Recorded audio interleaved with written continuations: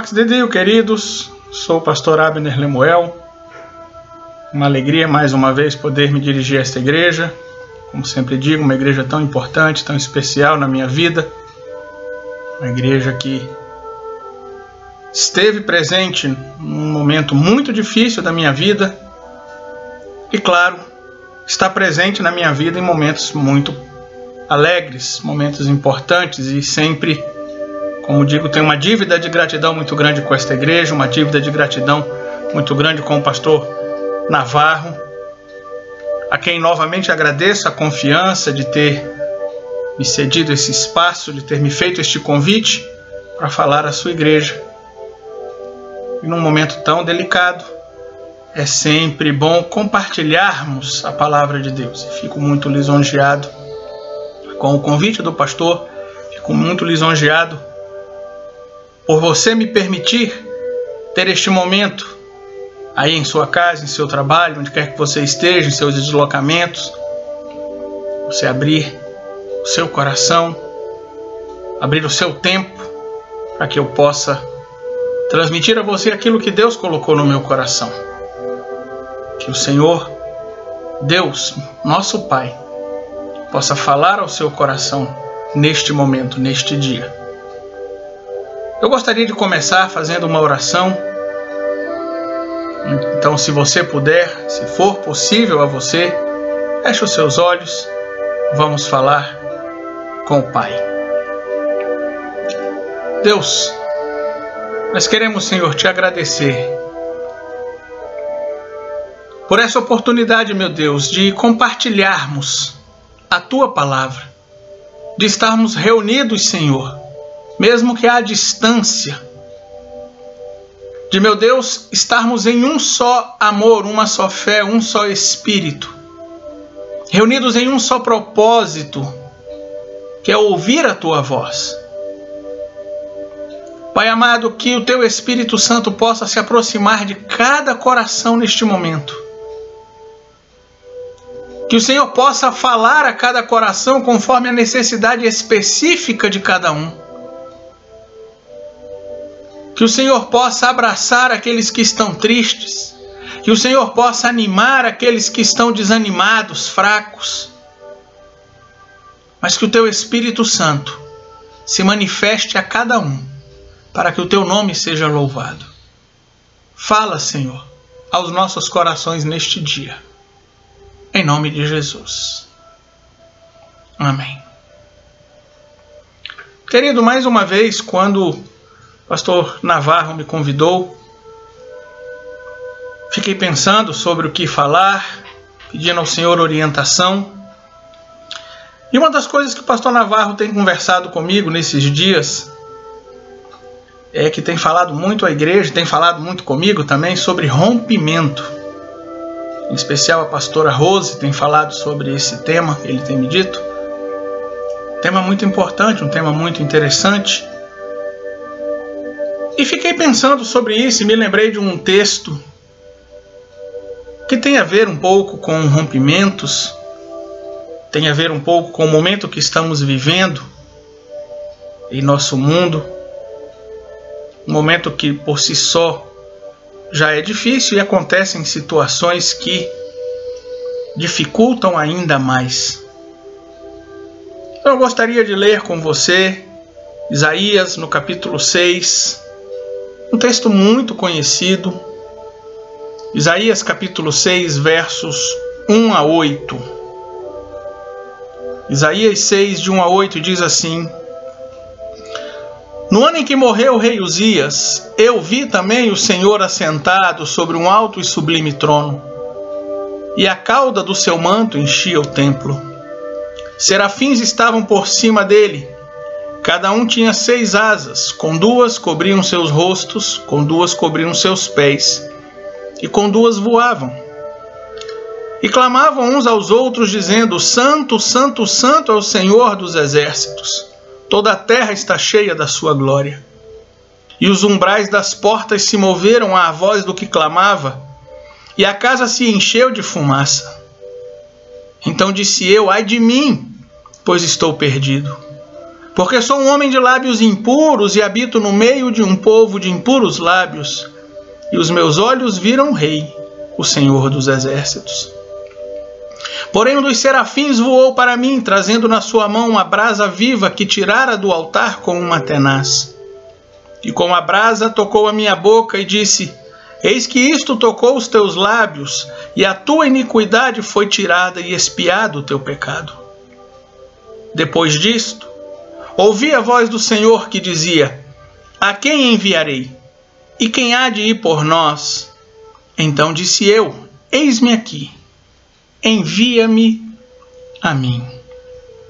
Como eu disse, esse é um texto muito conhecido, muito usado para falar de missões.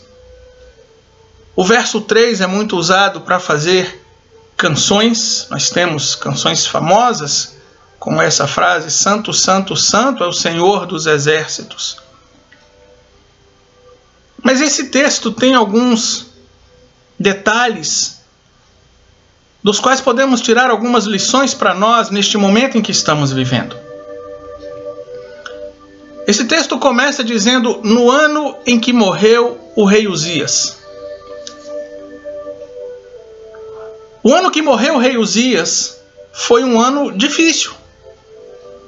Veja que este ano é usado como um marco na vida de Isaías. Não sei como diz a sua Bíblia aí, mas antes do capítulo, da frase capítulo 6, tem geralmente um títulozinho. Na minha Bíblia aqui diz: Isaías é escolhido e consagrado profeta. Algumas outras versões que eu conheço dizem o chamado de Isaías. E esse chamado ou essa escolha de Isaías como profeta se deu no ano que morreu o rei Uzias. Ou seja, este ano foi um ano que foi um marco na vida de Isaías. Infelizmente um marco triste, mas um marco. Mas não foi um marco só na vida de Isaías, foi um marco na vida de todo o povo de Judá. Havia morrido um rei. E aí começa o porquê deste marco tão negativo. Havia o clima de tristeza no ar. Havia o clima de morte. Foi um ano marcado pela morte. Sempre que a morte chega até nós, notícias de mortos, pessoas que morreram, isso nos causa um choque, nos causa uma tristeza. Por mais que não seja alguém muito próximo a nós, fica aquela sensação estranha, esquisita. Morte nunca é bom, morte sempre mexe com o coração. Às vezes mexe até com o estômago, nos sentimos mal, estômago meio embrulhado. Dói.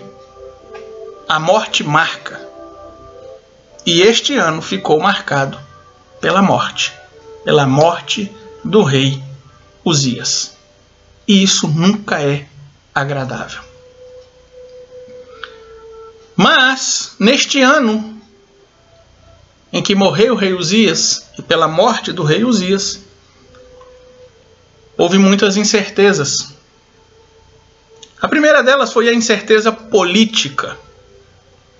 O rei havia morrido. O governante da nação morreu. Todo o projeto que vinha sendo desenvolvido para aquela nação havia acabado. Era hora de mudar de projeto. Havia a incerteza política. Outro rei seria posto no lugar de Uzias. E se você acompanha a história bíblica, no livro dos reis, livro das crônicas, livro de 2 Samuel, você vê que em muitos momentos da história, na troca dos reis, alguém aproveitou para fazer uma usurpação, levantou um grupo, matou o rei, houve assassinato. Às vezes assassinato de toda a família real. Havia um clima de tensão. O reino estava como que em suspenso, esperando o que vai acontecer. Incerteza política. O que o próximo rei vai fazer? Quais serão os rumos que serão dados para este reino, para esta nação? Que alianças serão estabelecidas? Que alianças serão quebradas? Quem serão os nossos inimigos agora? Incertezas políticas. Havia incertezas econômicas. Se você ler a história bíblica, Uzias foi um grande rei. Uzias foi um rei muito próspero. Ele trouxe grande prosperidade ao reino de Israel. No segundo livro das Crônicas, no capítulo 26, estão registradas várias dos feitos de Uzias. Dos feitos de Uzias. Uzias edificou, a Bíblia diz que ele edificou Elote, alguns dizem Elate, que seria uma cidade portuária de Israel, ao sul do reino, no que é hoje o Golfo de Acaba, um porto importantíssimo na história. A Bíblia vai dizer no mesmo capítulo que ele edificou as torres de Jerusalém. Em algumas portas de Jerusalém ele colocou torres e as fortificou. Ele criou uma fortaleza em Jerusalém. Ele construiu torres no deserto, então postos avançados de segurança. Ele cavou muitos poços no deserto, e a água naquele território é algo fundamental, é algo que traz prosperidade, é algo que permite o plantio, é algo que leva a vida para o meio do deserto. Então Uzias tinha trazido vida para o território de Israel. Uzias foi vitorioso em guerras, claro, se ele construiu torres no deserto, na cidade, ele tinha um exército poderoso, ele tinha um sistema de segurança forte. A Bíblia diz que ele lutou contra os filisteus, contra os árabes, contra os meunitas e os venceu. Os filhos de Amon traziam presentes a Uzias. Eram inimigos que estavam subjugados. Uzias se fortificou, diz a Bíblia, até a entrada do Egito, no que hoje é a faixa de Gaza. Uzias dominou tudo aquilo e foi até a entrada do Egito. A Bíblia registra que ele tinha 2.600 capitães, 2.600 comandantes. É claro, se você tem esse número grande de comandantes, você tem que ter um número grande de comandados. E a Bíblia registra que ele tinha 307.500 soldados. Só do exército de Judá. Um exército poderoso. Uzias foi próspero no ramo da agricultura. A Bíblia diz, no mesmo capítulo, segundo o livro das Crônicas, capítulo 26, que Uzias era amigo da agricultura, e é o único rei na Bíblia de quem se registra isso. Amigo da agricultura. Uzias investiu na agricultura. Ele tinha muito gado, tinha campos férteis, tinha lavradores, vinhateiros. Ele trouxe prosperidade, trouxe água, então tinha campos férteis, gente para plantar, gente para colher, gado para ser cuidado, gente para pastorear. Uzias trouxe tecnologia, claro, da tecnologia da época, mas a Bíblia diz que ele inventou máquinas de engenharia para tirar flechas e grandes pedras das torres de Jerusalém. Seria aquilo que nós conhecemos hoje como catapultas. Uzias inventou, projetou, adaptou as condições do local. Ele investiu em ciência, ele investiu em tecnologia, trouxe prosperidade àquele reino. Mas agora Uzias estava morto. E agora? Tudo aquilo podia ser perdido. A história dos reinos do norte, do reino do sul, mostra isso. Muitas vezes os reis investiam, traziam prosperidade, vinha um próximo rei e destruía tudo aquilo. Aquilo tudo era perdido. Temos o caso mais célebre, o caso de Salomão. Davi fortificou as fronteiras, Salomão trouxe prosperidade, Salomão construiu o templo e Roboão destruiu tudo. Então havia também esse clima, essa tensão econômica, essa prosperidade que nós alcançamos. Será que ela vai continuar?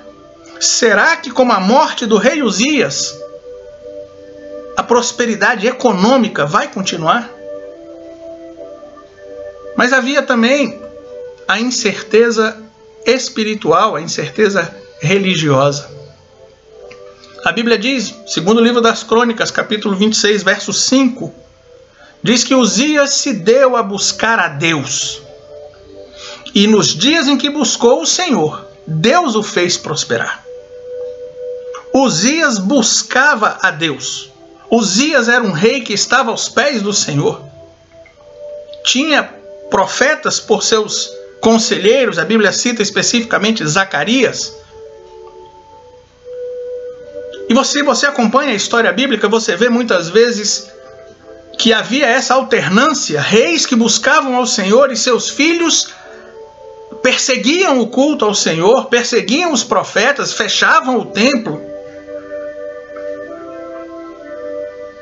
E Isaías e o povo sabia que a prosperidade de Uzias, como está registrado no segundo livro das Crônicas, que a prosperidade de Uzias se dava porque ele buscava o Senhor, porque ele era um servo do Senhor.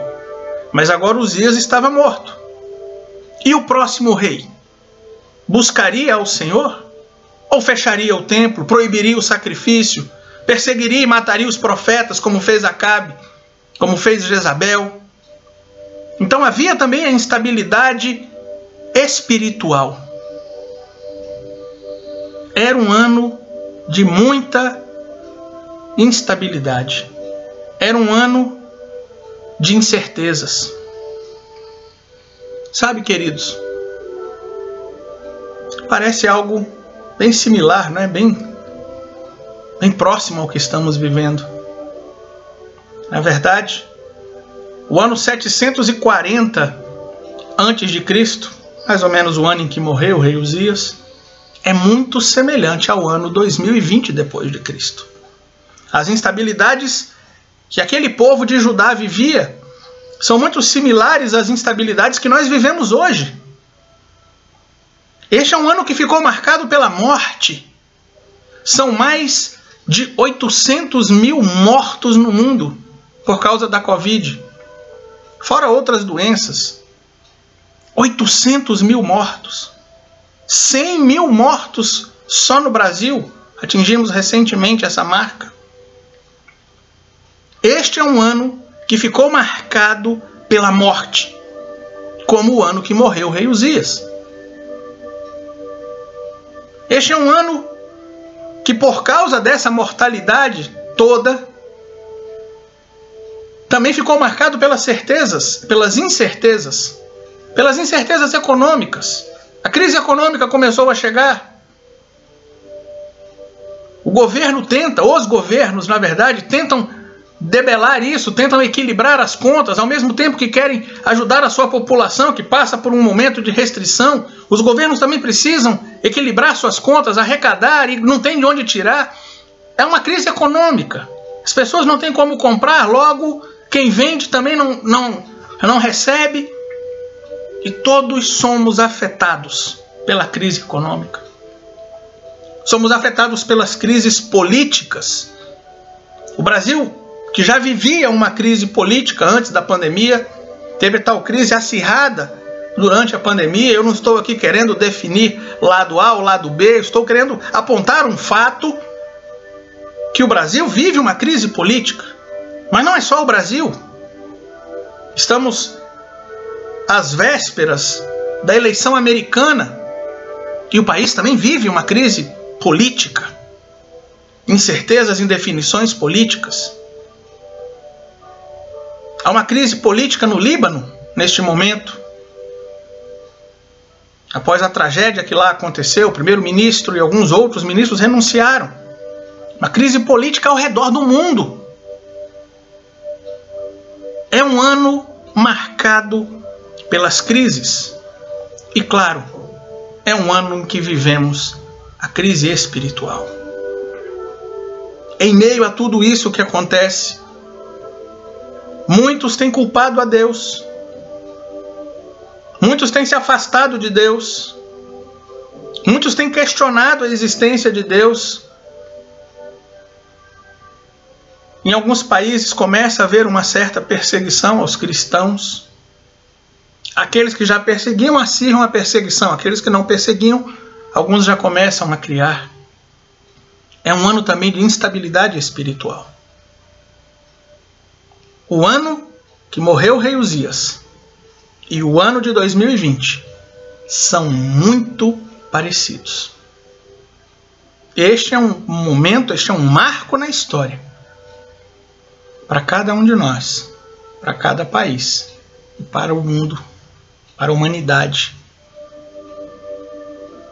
Mas é interessante que neste momento, neste período de crises, neste período de dificuldades, neste ano extremamente marcante, Isaías diz: eu vi o Senhor. Ah, querido,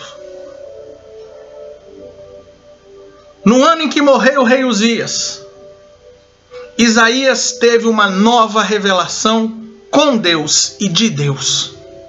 Ele teve uma nova experiência com Deus. Aquele ano que foi marcante, ou que era marcante negativamente para todos, inclusive para ele, se reverteu num ano marcante pelo lado bom. Ele teve uma experiência com Deus. O ano em que morreu o rei Uzias. E você já sabe o que eu quero dizer, você já sabe o que eu quero apontar. Este ano está difícil, este é um ano marcante para cada um de nós. Um ano até aqui marcado por mortes, por incertezas econômicas, por incertezas políticas, por incertezas espirituais. Mas este é um ano em que temos também a oportunidade de viver novas experiências com Deus.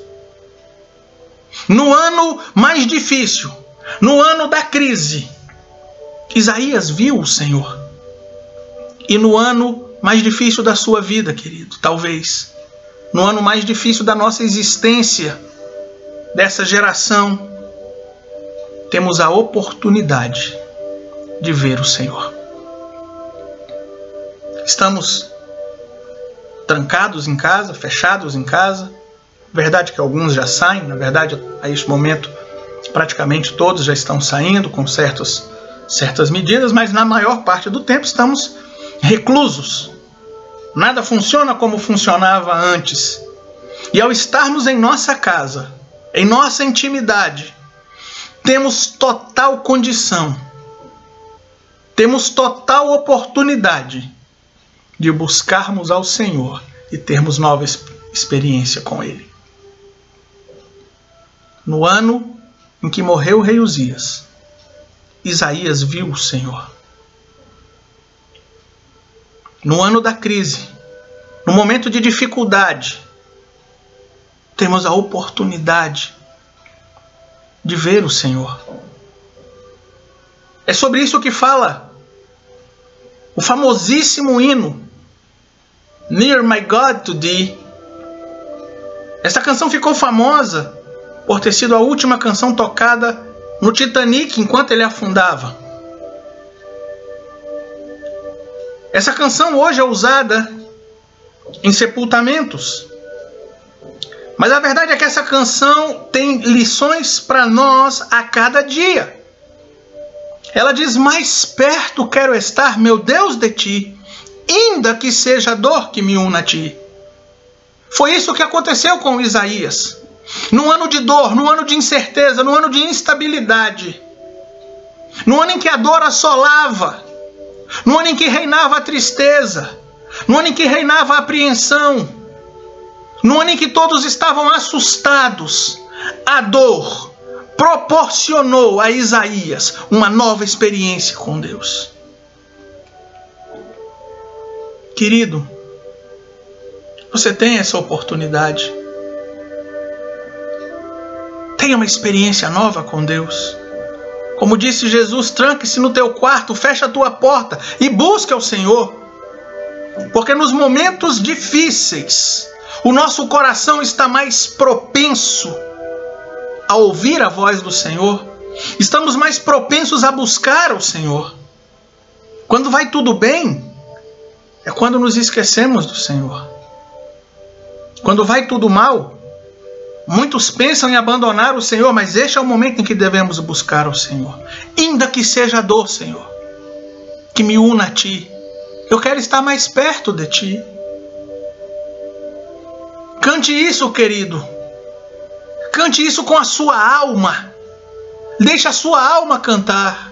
Mais perto quero estar, meu Deus, de ti. Ah, querido, no ano em que morreu o rei Uzias, eu vi o Senhor. E a experiência, a visão de Isaías é linda. Ele fala, serafins voavam. Serafins enchiam, a glória do Senhor enchia o templo. Mas ele começa dizendo, eu vi o Senhor assentado sobre um alto e sublime trono. Isso para mim é muito significativo. Porque no ano em que morreu o rei Uzias, no ano em que o rei terreno morreu, o rei da glória continuava entronizado. Isaías não viu o Senhor em pé desesperado. Isaías não viu Deus sem saber o que fazer. Isaías viu o Senhor assentado num trono, entronizado, reinando, a despeito de todas as dificuldades que assolavam sobre aquele reino, que assolavam aquele reino. Deus continuava entronizado, Deus continuava sendo rei, Deus continua governando. Olhamos para o mundo e vemos uma situação completamente fora do nosso controle. E como eu disse, quanto mais a coisa se complica, parece que mais a coisa complica, mais complicações aparecem. Parece que quanto menos controle temos, menos controle temos. Ou se você me permite explicar, quanto menos controle temos, parece que mais situações para nos tirar o controle aparecem. Mas saiba, aleluia, saiba, querido, que a despeito das dificuldades, a despeito das situações que fogem ao seu controle, ao meu controle, ao controle de todos, Deus continua entronizado, Deus continua sendo o rei deste universo e nada do que está acontecendo fugiu ao controle de Deus. Não é porque os políticos estão desnorteados, não é porque os governantes não sabem o que fazer, não é porque as nações estão em polvorosa, não é porque as pessoas estão desesperadas, não é porque a ciência não consegue achar uma resposta que Deus perdeu o controle. E tudo o que acontece neste mundo está sob o controle de Deus, que está entronizado, que está sentado sobre um alto e sublime trono. Creia, meu querido. Receba isso. Não cai um fio de cabelo da sua cabeça sem a permissão de Deus. Podemos não entender o porquê disso está acontecendo. Podemos não entender por que Deus está fazendo isso ou deixando que isso aconteça. Podemos não entender por que pessoas que para nós são tão queridas estão sendo retiradas do nosso convívio. Podemos não entender por que pessoas saudáveis estão morrendo de uma hora para outra. Podemos não entender nada disso. Mas devemos ter a certeza de que Deus está entronizado e governando este mundo. Aleluia. Querido, da mesma forma que naquele momento de incertezas, Isaías viu o Senhor entronizado. Veja também, busque essa experiência com Deus. À medida que você buscar experiências novas com Deus, você vai ver quem é Deus. Você vai conhecer o Senhor de uma forma diferente, de uma forma especial, de uma forma mais profunda. E você vai entender que mesmo aquilo que você não entende, Deus continua governando. você vai ver o Senhor entronizado, sentado num alto e sublime trono.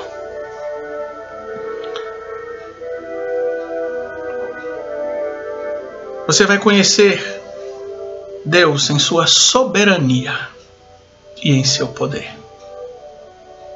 No ano em que morreu o rei Uzias, eu vi o Senhor assentado num alto e sublime trono. E é interessante que Isaías descreve essa sua experiência. Ele descreve a sua visão. E após ter essa grande revelação de Deus, ele diz: ai de mim. Isso está no verso 5. Ai de mim, que sou um homem de lábios impuros e habito no meio de um povo de impuros lábios. Isaías viu o Senhor. Isaías viu o Senhor entronizado.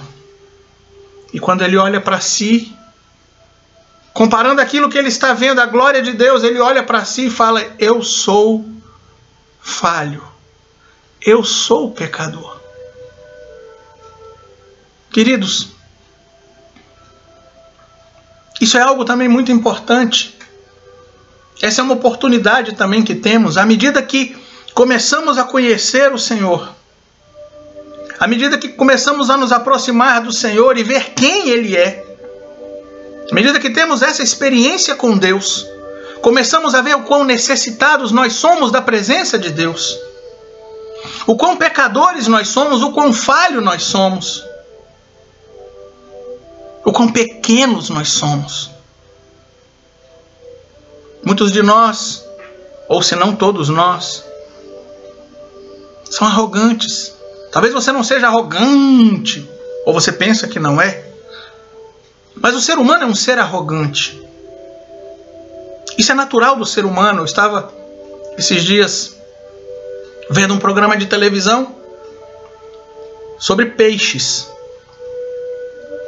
E o comentarista, o narrador falando e tal, e dizia: os peixes são animais com um cérebro muito pequeno. A inteligência dos peixes parece ser pequena, porque o cérebro é pequeno. Posso estar enganado, mas eu acho isso uma arrogância do ser humano, até pelo que aconteceu depois. O ser humano entende que pelo tamanho do cérebro se mede a inteligência. Bem, o fato é que naquele mesmo documentário ele fala de um peixinho que todo dia de manhã ia lá no final do Recife de Corais, buscava um molusco, trazia de novo aqui para a segurança do seu habitat e cuspia ou jogava esse molusco de sua boca numa ponta de uma pedra para quebrar. E aí eles falavam, o peixinho está usando uma ferramenta, algo que caracteriza uma inteligência. E aí ele começa a explicar, e veja só, um peixinho cujo cérebro cabe talvez na ponta dos nossos dedos, tem uma inteligência grande. Nós somos arrogantes por natureza. Às vezes, por outras situações da vida, conhecimento adquirido, riquezas adquiridas, bens adquiridos, nos tornamos mais arrogantes. Às vezes, temos as nossas falhas, os nossos maus hábitos. Podemos até achar que não. Alguns, infelizmente, têm o que alguém uma vez chamou de pecado a tiracolo. Infelizmente, muitos de nós, muitos cristãos, têm o seu pecadinho a tiracolo, hábitos, pecados que não conseguem deixar. Você pode dizer: eu não me enquadro em nenhum desses casos. Mas a palavra do Senhor diz que se dissermos que não temos pecado, fazemo-lo mentiroso. Não há homem que não peque. A Bíblia mostra isso. Salomão, em sua oração, de consagração do templo, ele diz: não há homem que não peque. Todos nós pecamos, queridos. Todos nós somos dependentes da misericórdia, da graça e do agir de Deus em nossas vidas. E isso fica mais patente à medida em que buscamos ao Senhor, à medida em que lemos a sua palavra.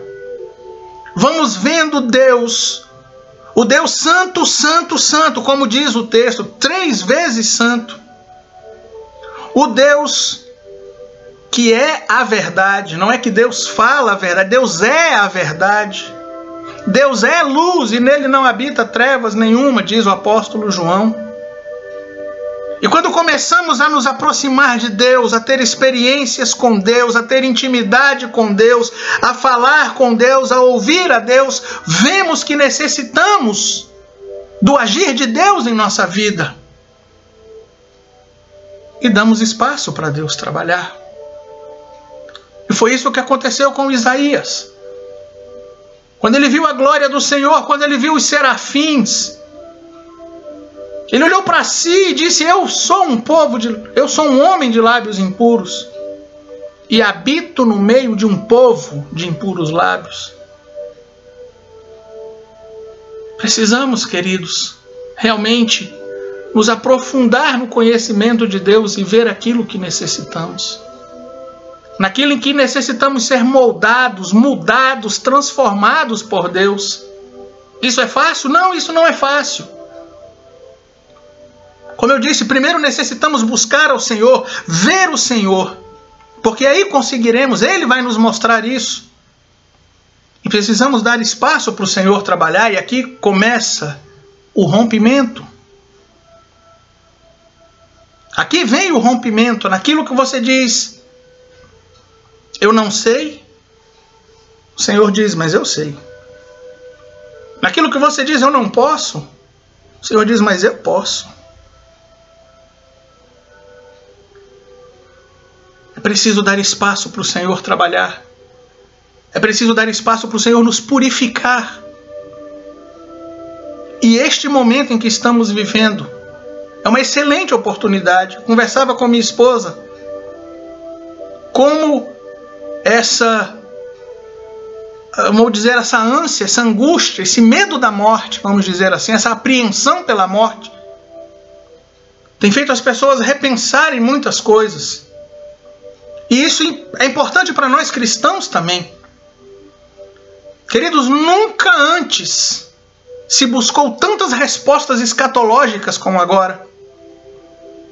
Eu tenho sido muito procurado para responder questões escatológicas, pastor, e o anticristo, e a grande tribulação, e todas essas coisas, e as pessoas estão preocupadas com o fim do mundo, e muitos cristãos, inclusive.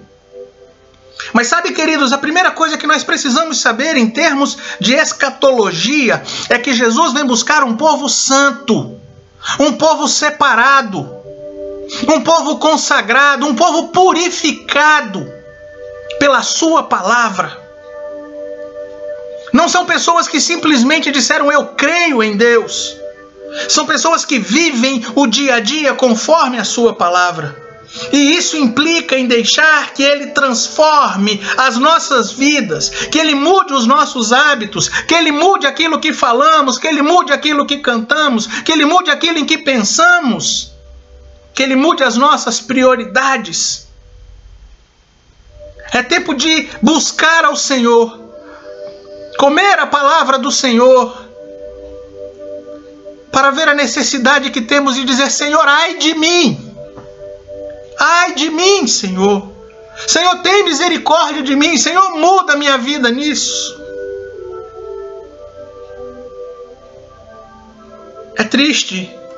Estava lendo uma reportagem dizendo que nessa pandemia o número de divórcios aumentou 18% a nível mundial. E claro que nesse número estão os divórcios dos cristãos. Que triste, queridos. Porque este é o momento em que um cristão vai se colocar diante de Deus e vai dizer: Senhor, muda a minha vida. Ai de mim, Senhor. preciso de Ti, Pai. Eu preciso de Ti. Tu és santo, eu sou pecador. Tu és grande, eu sou falho. Tem misericórdia de mim. Essa transformação, essa purificação começa, como eu disse, lá em cima, na experiência com Deus. Então veja que a visão de Isaías traz um caminho, traz uma sequência que é possível e que aconteceu num ano de instabilidade. Sua vida pode estar muito difícil, o mundo está difícil, o mundo está cruel. Mas procure ter uma experiência com Deus, é a sua oportunidade de ter uma nova experiência com Deus. Sabe o batismo com o Espírito Santo que você sempre quis e talvez nunca teve condições de buscar? Você tem agora, busque. Sabe aquele dom que você sempre pediu ao Senhor? É hora de buscar, é a oportunidade. Veja o Senhor entronizado, soberano, poderoso. E olhe para dentro de si e diz: Senhor, muda a minha vida. E aí a Bíblia é rica em textos que falam sobre isso, não é? Eu gosto muito do Salmo 119. Salmo 119 diz, 119:9 diz: como purificará o jovem o seu caminho? Observando-o conforme a tua palavra. Então você quer ser purificado? Observe. Dirija os seus caminhos conforme a palavra de Deus, mas você tem que conhecer a palavra de Deus para dirigir os seus caminhos. Salmo 119:11, muito conhecido, também diz: escondi a tua palavra no meu coração, para eu não pecar contra ti. Você quer evitar o pecado? Esconda a palavra do Senhor no seu coração. Mas como você faz isso? Lendo. Salmo 119:105, lâmpada para os meus pés é a tua palavra, e luz para o meu caminho. Sabe como é que o seu caminho será iluminado? Com a palavra do Senhor. Mas como? Quando você a carrega, quando você a tem em sua vida. Neste momento, neste ano de dificuldades, mais do que procurar o erro dos outros, mais do que falar mal de A, de B, de C, do político, do governante, dele, olhe para dentro de si. Olhe para quem Deus é. Em sua palavra, olhe para dentro de si e diga: ai de mim. E finalmente, quando Isaías diz ai de mim, o anjo purifica Isaías da sua iniquidade e do seu pecado. E então ele ouve, e ele diz isso: então, depois disso, ouvi a voz do Senhor que dizia: a quem enviarei? E quem há de ir por nós? Então disse eu: eis-me aqui, envia-me a mim. Depois de passar por todo este ciclo, de ver Deus entronizado, de ser purificado, de reconhecer a sua necessidade, ser purificado, ser moldado, ser mudado, então Isaías recebe ou passa a cumprir o ide do Senhor. E isso também devemos fazer neste momento. Infelizmente, e digo isso infelizmente, a igreja atual, a igreja com I maiúsculo, a igreja que está ao redor do mundo, tem perdido o seu foco. A igreja no Brasil tem perdido o seu foco. Estamos mais interessados em discutir questões políticas do que defender, do que levar o evangelho. Eu não estou dizendo, queridos, que não é importante defender os valores da família e os valores cristãos.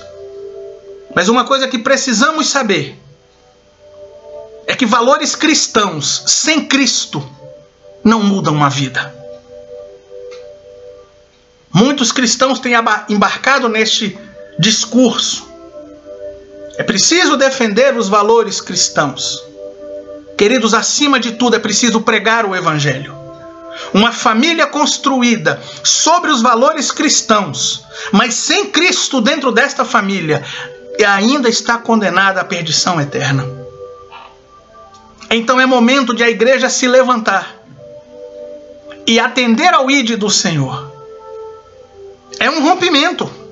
É um rompimento.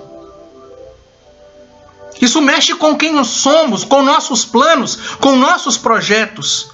A verdade é que esta pandemia, essa situação que vivemos, tem nos forçado a mudar os nossos planos. Mas muitas vezes essa mudança, ou nessa mudança, não incluímos a vontade do Senhor. E aquele que é mudado e moldado por Deus, aquele que tem experiência com Deus, como Isaías, ele vai dizer: eis-me aqui, envia-me a mim. Eis-me aqui, Senhor, entrego a Ti os meus planos, os meus projetos. Entrego a Ti, Senhor, tudo o que eu tenho, tudo o que eu sou, tudo o que eu quero ter. Envia-me a mim. Estou a Teu dispor. Queridos, e essa é uma grande experiência com Deus, eu posso falar sobre isso. Fui missionário, sou. Quem é missionário nunca deixa de ser missionário. Estive no campo missionário. E esta é, eu digo, a segunda maior entrega que você pode fazer da sua vida ao Senhor. A primeira é ser martirizado por seu amor por Cristo. A segunda é essa. E Deus continua dizendo, continua perguntando: a quem enviarei? E quem há de ir por nós? Como você tem respondido a isso? Como você tem respondido a isso? Você tem sido como aquele que a Bíblia menciona, que disse para Jesus: Senhor, deixa primeiro eu ir sepultar os meus pais. Talvez você esteja dizendo: Senhor, deixa primeiro eu me formar.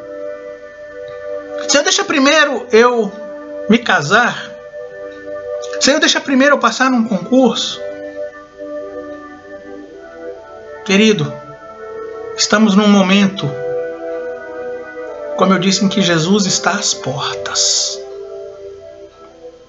E essas coisas vão todas ficar aqui. Busque essa nova experiência com Deus. Busque ser mudado e moldado por Deus, para entregar a sua vida completamente a Ele e dizer: eis-me aqui, envia-me a mim. Este é um momento muito complicado da história, mas é o momento em que temos a oportunidade de desenvolver novas experiências com Deus. Uma das frases que tenho ouvido muito em meio a essa crise é: crises são oportunidades. Você deve estar ouvindo também. E é verdade. Isso vale na nossa vida espiritual também. Crise econômica, crise política, crise religiosa, é uma oportunidade para você crescer espiritualmente, para você conhecer melhor o Senhor, para você ser transformado por Deus e para você atender ao mandado de Deus. Citamos Jeremias 33:3: clama a mim e responder-te-ei, e anunciar-te-ei coisas grandes e firmes que tu não sabes. Mas sabe, querido, é só para quem clama. Clamar não é pedir, é só para quem busca. Amós capítulo 3, verso 7 diz: certamente que o Senhor Deus não fará coisa alguma sem ter revelado o seu segredo aos seus profetas. É para qualquer um? Para os profetas. É para aqueles que ouvem Deus falar. É para aqueles que se dispõem a fazer a obra do Senhor. É para aqueles que se dispõem a serem mensageiros do Senhor. Aqueles que têm intimidade com Deus. Busque ao Senhor. Que este ano de 2020, um ano que até aqui está marcado pelas mortes e pelas crises, ele possa na sua vida ser marcado por uma nova experiência com Deus, por uma transformação de vida por Deus. por um crescimento espiritual e por uma maior disposição da sua vida ao serviço do Senhor. Amém? Vamos então fazer mais uma oração. Pai, obrigado, Senhor, por tua palavra. Obrigado, Senhor, porque tu és Deus vivo e tu és um Deus relacional e tu queres se relacionar conosco, Senhor. Deus, é neste momento de turbulência mundial, voltamos os nossos olhos para ti, Senhor. Voltamos os nossos corações para ti, Senhor. Querendo saber mais de ti, querendo te conhecer melhor, Senhor. E pedimos a ti, Pai, revela-te a nós. Revela-te a nós, Senhor. Meu Deus, que cada irmão meu que ouviu esta palavra neste dia possa receber de ti, Senhor, o toque do teu Espírito Santo. Que possamos ter mais fome e sede de ti. Que possamos dedicar, Senhor, tempo a estar aos teus pés, lendo a tua palavra, falando contigo, ouvindo a tua voz. Nos ajuda, Senhor. Nos ajuda, Pai, a romper paradigmas, romper hábitos, mudar hábitos e buscar em primeiro lugar o teu reino, Senhor. Nos ajuda a entender, Pai, que tu és o Deus da glória, o Deus do universo, o Senhor do universo, o Deus que tudo governa e que tudo está governando, e que não é esta situação atual que tirou o teu senhorio, a tua soberania, o teu poder. Deus, que possamos ver que tu és Deus soberano, que tu estás governando, Senhor. As nossas vidas individuais e coletivas estão sob teu governo. Que o Senhor não perdeu o controle. E que, meu Deus, à medida que vejamos isso, possamos reconhecer a nossa carência, a nossa necessidade de ti, do teu agir, do teu mover em nossas vidas. Que possamos buscar, Senhor, uma transformação vinda de ti, o sumo governante, o Deus onipotente. Muda-nos, transforma-nos, molda-nos, Senhor. Purifica-nos pela tua palavra. Purifica-nos pela tua presença em nós, Senhor. E nos usa para a tua glória, Pai. Que possamos ser verdadeiros servos teus, aqueles que cumprem as tuas ordens, aqueles que estão aos teus serviços, Senhor. E que possamos dizer: eis-me aqui, envia-me a mim. Estou disposto, Senhor, neste mundo que está sem luz, sem paz, que o Senhor possa nos usar para levar a paz, levar a consolação. Deus, como diz aquele hino, a quem na dor, no luto jaz, levemos paz, consolação. Usa-nos, Senhor, para a glória do teu nome. E este ano, meu Deus, fique marcado em nossas vidas pela nova experiência contigo. Em nome de Jesus. Amém. Que Deus te abençoe, querido. Que Deus possa se revelar a você à medida que você o busca. Que Deus possa abrir os teus olhos espirituais. Que Deus renove a sua fé em seu governo. E que com isso você se disponha ao trabalho do Senhor. Que você disponha a sua vida. A sua vida, os seus conhecimentos, os seus dons, os seus bens, o seu dinheiro, o que você tem, para a glória do Senhor. Que você tenha novas e fortes experiências com Deus. Que Deus te abençoe. Um grande abraço. A paz do Senhor.